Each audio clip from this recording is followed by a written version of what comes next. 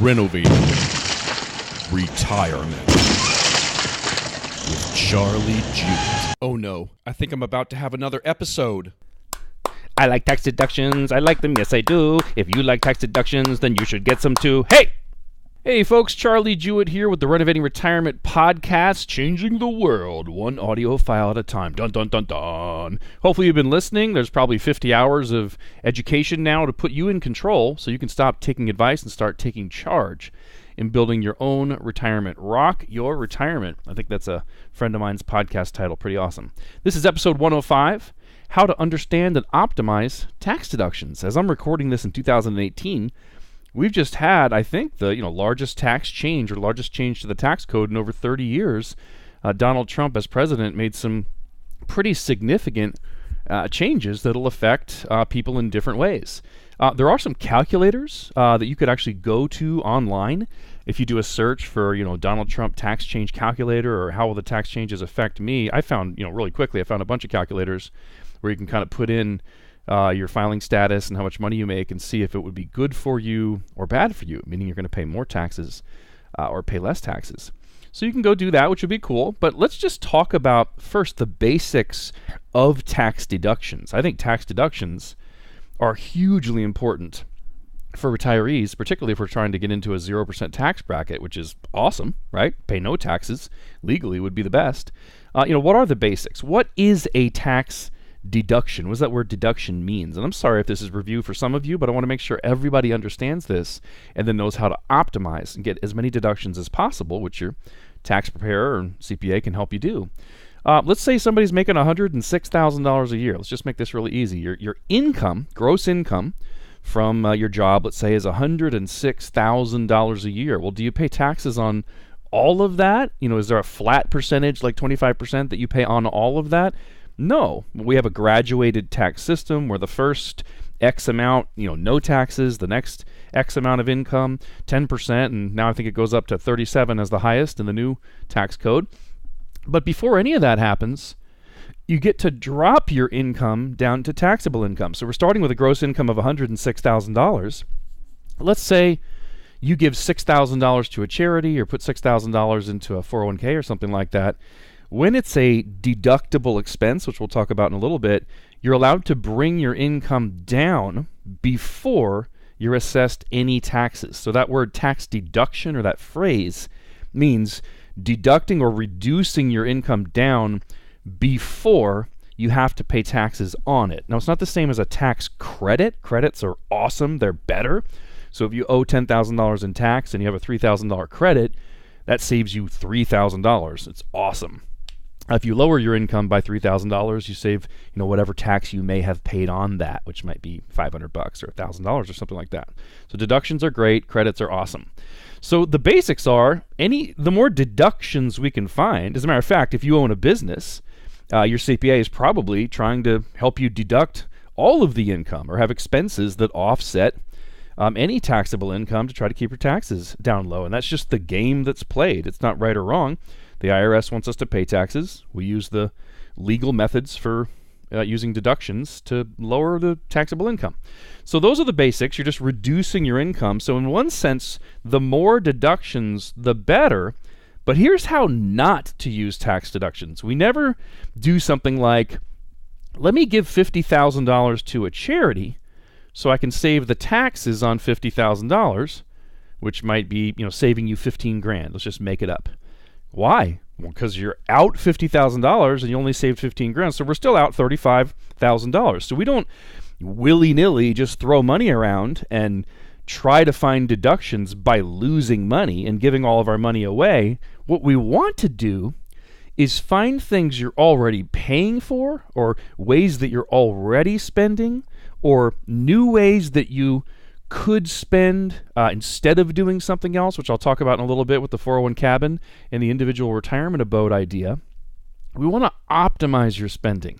Maybe don't even change it by a dime. That's called asset optimization. How do we keep your spending or your out-of-pocket monthly expenses exactly the same, but get more tax deductions and get better results from your financial plan. So we don't use tax deductions just to throw our money away to try to save some taxes, but we do want to get creative and learn about all the different things that are tax deductible and then build them into the plan. So, what is tax deductible in our country? It used to be, decades ago, you could write off the interest on credit card debt and all kinds of things. We're down to probably three really basic ones. Tax deductible mortgage interest. So mortgage interest paid on loans up to $750,000. That's the new limit. Used to be $1 million. Is tax deductible. So mortgage interest is a great place to find tax deductions. I use it all the time. You guys know that. I do not pay off mortgages. I think it's the worst financial decision you can ever make. Every dollar you put inside of your home is no longer earning compound interest. It's lowering your tax deductions on that home forever. It's trapped. It's not liquid unless you sell or re-borrow it at the bank's terms and rates. It's just not helpful for you. It's not even it's a bad place to put money. It's dangerous. You can lose it to depreciation. God forbid you lose your home on the Jersey Shore or Houston or New Orleans and you have to fight an insurance company to get it back. You're just much better off having your dollars making 6% outside of the home and go ahead and pay that 4.5% interest. It's a winner. You're making money. So having mortgage interest is a really great way to get tax deductions. The other way would be charitable contributions. If you're giving to charities, which is something, the government's basically saying, you're helping the needy, therefore we don't have to, we'll give you a benefit for that. So charitable contributions, interest paid on mortgages, which is most of the payment for, the first 15 years of a 30-year fixed mortgage.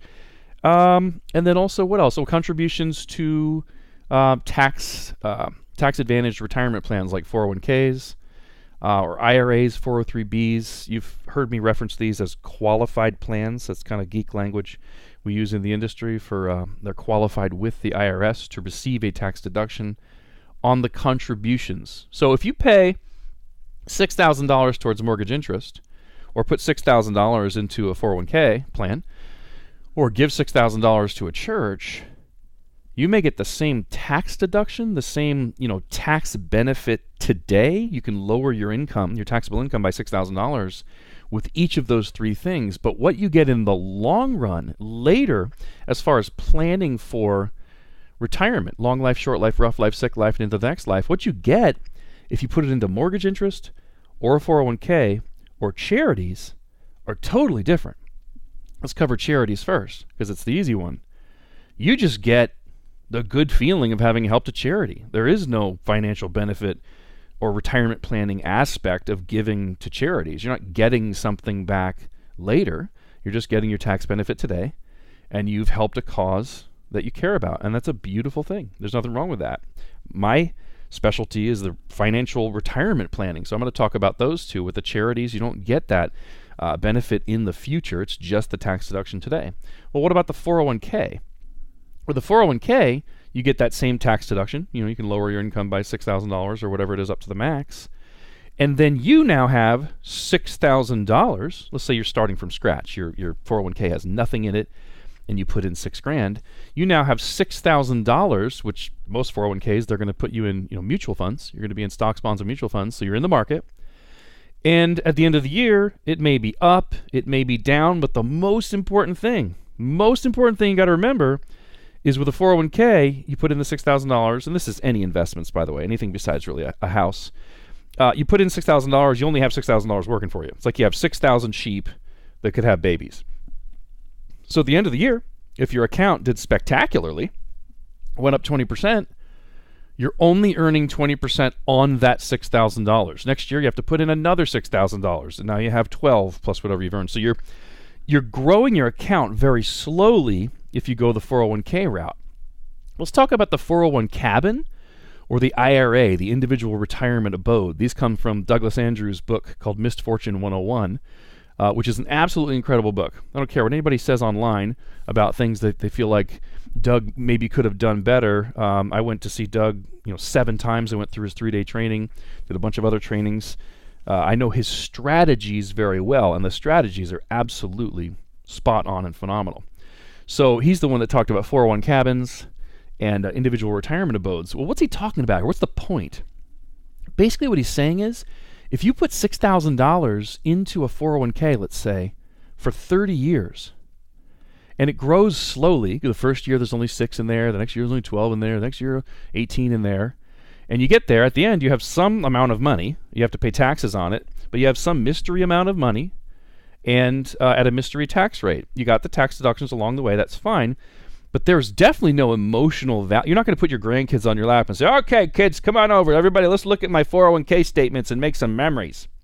That's not going to happen. You just have a boring account that goes up and down, and you're adding money to it slowly. However, and $6,000 wouldn't get you much, but if you're a family that, the wife is doing $17,000 in her 401k and the husband's doing $17,000 in his 401k, redirecting them in this fashion may do a lot for you. But let me just stick with my $6,000 example.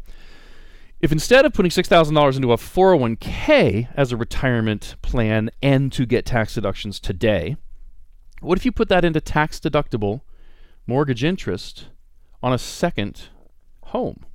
A cabin in the woods somewhere. I work in Hawaii and California. As I record this, I'm in Chicago. I come here 6 times a year. These are very expensive places, probably 3 of the most expensive places in our country besides New York. But all of our country isn't that way. There's places in our country where for $500 a month, which is $6,000 a year, or, for that example I gave, $17,000 husband, $17,000 wife, what would that be? That's like it's like $34,000. You can buy a nice second home, for $34,000 a year of mortgage interest or mortgage payments. The point is, if you use the same amount of money you're putting into 401ks and IRAs to purchase a piece of real estate, and you can get those same tax deductions, we have same as far as the tax benefit, but as far as the retirement benefit, after 30 years or whatever, and the enjoyment during those years, these are completely different strategies. Man, you have a second home or a cabin. Some boats and RVs, I think, can even qualify if they have bathrooms. You have to check with your CPA if that's still stuck around in the new, Trump tax changes. I haven't checked on that one. But if you can buy something that you can utilize, particularly if it would appreciate, so a boat and an RV wouldn't be good there, but some sort of a cabin or a piece of land or whatever, and you go enjoy that with your family, your kids and grandkids. You have visits on the weekends. You're taking pictures. You're using legacystories.org to record everything you learn and to pass on your wisdom. A true estate plan where you're leaving your memories and your traditions and your ideas and your connections and your relationships, the essence of you. You're recording that so that they have it when you pass away, not just your money. If you're using your individual retirement abode or your 401 cabin that way, way different than 401k statements. So the enjoyment of life aspect is much better with a 401 cabin or an IRA strategy, individual retirement abode. But the other thing is, when you buy a property, and I don't know what $500 a month would buy you, but let's say it's a property worth, $150,000 or whatever, just to make some stuff up, doesn't that mean that with the 401k or IRA, if you put in $6,000, it's only worth $6,000? So next year, if the market goes up, 20%, you make 20% on $6,000. But with real estate, it's what we call leveraged. You're spending $6,000 a year to control an asset worth a lot more. So in my example, let's say it is $150,000. Okay, what if the real estate market went up 20%? Sometimes in certain areas it does that. Not often, but the market doesn't do it often either. Same. If the real estate market went up 20%, you're earning 20% on the $150,000. So it's kind of like saying this. With a 401k strategy, you put in $6,000, you have an account worth $6,000 that can earn interest, and you can't enjoy it. You can't stay there. You can't take pictures with it. You're not going to bring your kids there. There's no personal anything to it. With the real estate strategy, which, by the way, surprise, surprise, most advisors are not going to tell you to put money in real estate. Why? Because it takes money out of our pockets. You're not going to put it into annuities or stocks, bonds, and mutual funds or life insurance if it's going into real estate. The problem is, real estate's one of the best tools in the universe for creating personal enjoyment and memories and great retirement effects or results. So if you put $6,000 into a real estate strategy, your quote account, the value of that might be $100,000, $150,000, $200,000 day one, not only $6,000.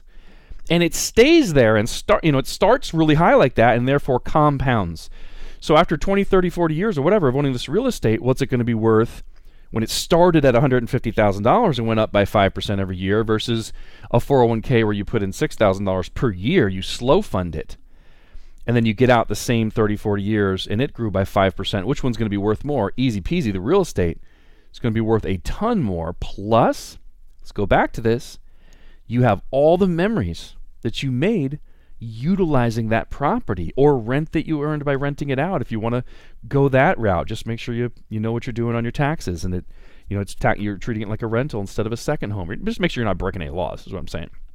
So that's kind of the 401k, 401 cabin or individual retirement abode idea, is for unmatched contributions. It's different if you're getting matched. If your employer's putting 75 cents in every time you put in $1, or putting in a full dollar every time you put in $1 up to the first 4% of your income, that's just a good thing to do. You're doubling your money day one. It's a great thing to do.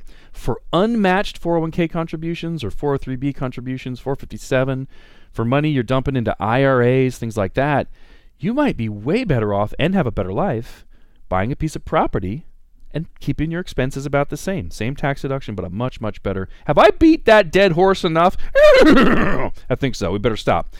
RMDs. What the heck is an RMD? I've just decided I'm going to call RMDs reverse my deductions. Wait, Charlie, what? Why is that? Because I just told you what a tax deduction is. It's the lowering of your taxable income.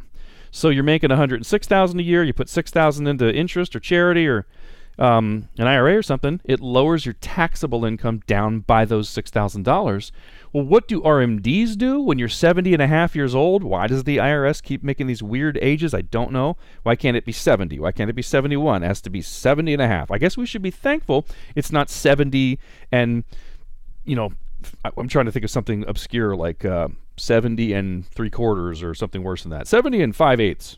Who knows? 70 and a half. If you have money in 401ks and IRAs where it has not been taxed yet, they're going to force you to take the money out while you're still alive. They're forcing you to raise your tax deductible income. It's the opposite of a tax deduction, which is why I call RMDs reverse my deductions. You're going the wrong direction. Now, you can get in touch. I love working with my team and fixing your RMD problems because they're not hard to fix. That income can be offset so that you aren't paying taxes on it. How to get all the money out of your IRAs and 401ks without paying any taxes using real estate strategies. Oh, baby, I love it. I love it. Got a third book coming out called Better House, Lower Taxes. It's going to address that. But for now, if you need help, just get in touch. Charlie@JewettWealth.com. That's CHARLIE at JEWETT wealth.com. Charlie@JewettWealth.com. My team, or maybe me, will take incredible care of you and give you the best retirement plan on the planet. I'm not going to stop saying it until somebody beats one of my retirement plans. Drop the mic. Booyah. You people are the best. I like tax deductions. I like them. Yes, I do. If you like tax deductions, then you should get some too. Hey! Renovating Retirement with Charlie Jewett. Oh no. But that's all, folks.